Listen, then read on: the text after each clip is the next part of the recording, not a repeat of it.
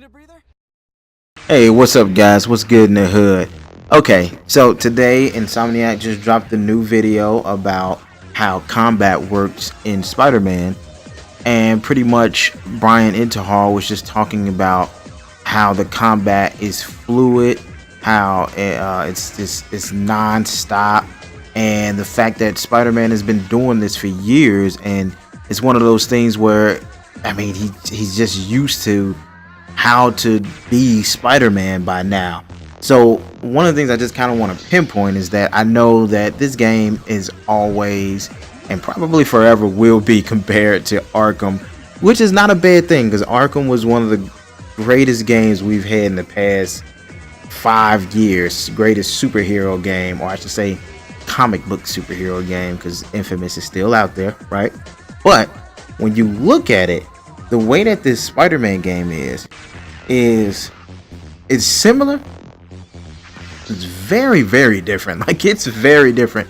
Look, if you look at the combat, the way that he moves is very similar to the way that he web swings through the city. He actually, I mean, man, he's so fluid. He can improvise in every little detail in the fight. The fact that he'll be punching a guy and he'll slam him down. They showed him like jump back. He web swung like towards the camera and dropped down to the ground. The guys chased him a little bit and he webbed down a scaffolding onto the other guys. I think Brian Intihar actually said that there was one point in the game where he had, webbed a guy and he thought, wait, why don't I do this different? Why don't I web him? I'll punch him, knock him up in the air, then I can web him and slam him down. He said you can even do something like web him up and you can like knock him into the scaffolding, but it won't take the option of using the scaffolding to knock him down. He actually ended up doing that and he knocked the scaffolding down onto some of the other guys, and it was still well within what the game could do, like what it was allowed to do. And I think we've all seen like the tripwire hitting 2 guys. It hit one guy and it webbed up the other guy at the same time. I like that. I like that you can mix the combat up with his natural skill, his webbing, and his gadgets. So it's like almost like a 3-layered combat. And I know some people are probably thinking, well, what's the difference between that and Batman? Batman was acrobatic and, Batman can use his gadgets and everything. That's true, but this is a lot more fluid. Now, I'm not hating on Batman. That's one of my favorite superhero games. But Batman felt like you were using Batman, a human being using gadgets.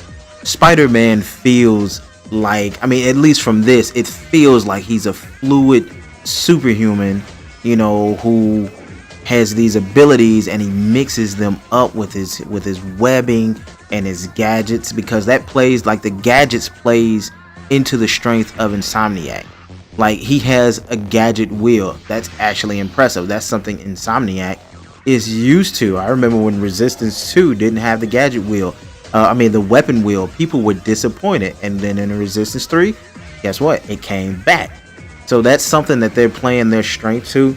I mean, hats off to Insomniac, because this is going to be a great game. It's my most anticipated game, and they're going to dominate the end of 2018 going into 2019.